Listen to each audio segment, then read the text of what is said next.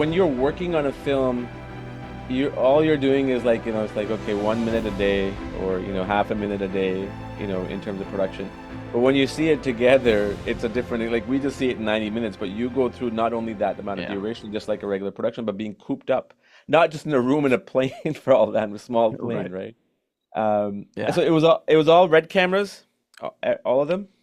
No, we shot everything on the Sony Venice for the Ah, actual work. The plate work was done on red, but we did Sony Venice 2s on the approach. We shot that approach from a helicopter. And our pilot was Fred North, who, if you go look up Fred North, he does all the amazing aerial helicopter stuff.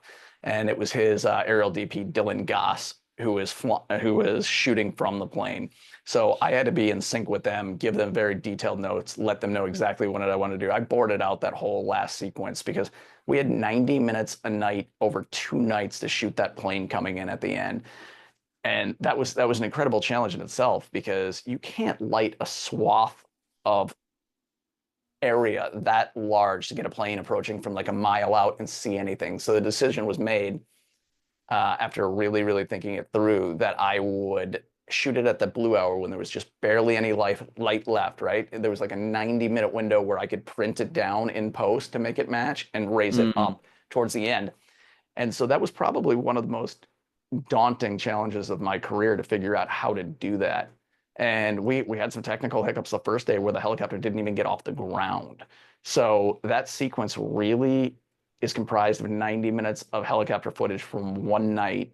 And then the first night, when the helicopter didn't leave the ground, I brought a DJI 4D camera with me, and we jumped in the back of Mel's pickup truck, and the operator held his arm over the tailgate and got this amazing shot where we're coming back down the runway, leading the emergency response vehicles that are converging, leaving space where then we could then put in a CG plane later on.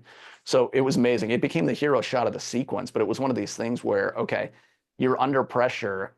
One of your major components is not going to work for the night. How do you pivot and save your day because the movie relies on it? super. I'm glad to hear you use Cinema 4D. I've used that a few times. It's an interesting camera. It's definitely something, definitely It's for, really cool. yeah, something definitely Mel for what you do.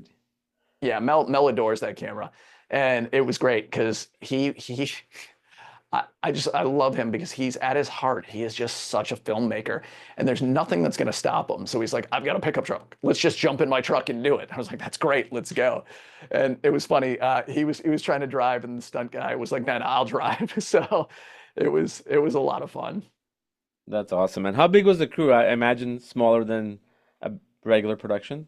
It was not a huge crew. I mean, we had A and B cameras for about 70% of the time, and just a camera about 30% of the time. And that just became because of the size of the space we were working in. You couldn't always get two cameras in. But Mel loves multi-cameras. I always, when given the choice, shoot two cameras. So we really did our best to get two cameras in there. But like I said, it's the size of the plane that limited Yeah. what we were doing. And I mean, that even came down to the decision we made to shoot the Sony Venice. The reason I went with the Sony Venice is because the Sony Venice, you can take off the front sensor block and turn it into this thing called Rialto mode, where it's just the sensor block and the lens, and then it's a tethered cable.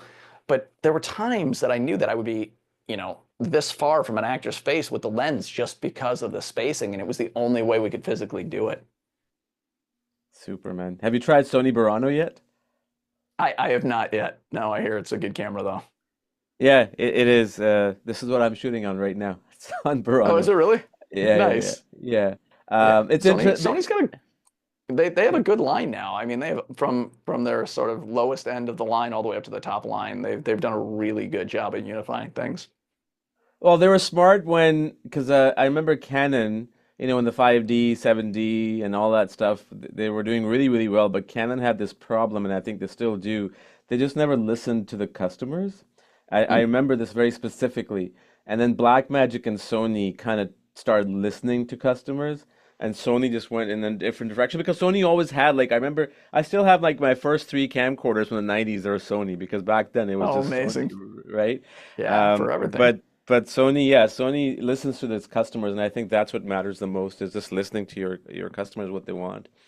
Yeah, and it's funny. I don't want to get in the weeds too much on Sony cameras, but if you go back even to the time when they released the F3, it was the same time when Canon launched their first camera that was a larger sensor, Yep, yep, I and remember. the F3 was a vastly superior camera. I mean, the sensor on that is still one of the most beautiful sensors I've ever used. But Canon snuck in there with the marketing and talked about how they were the low light level camera and just really capitalized on it, which was brilliant, you know.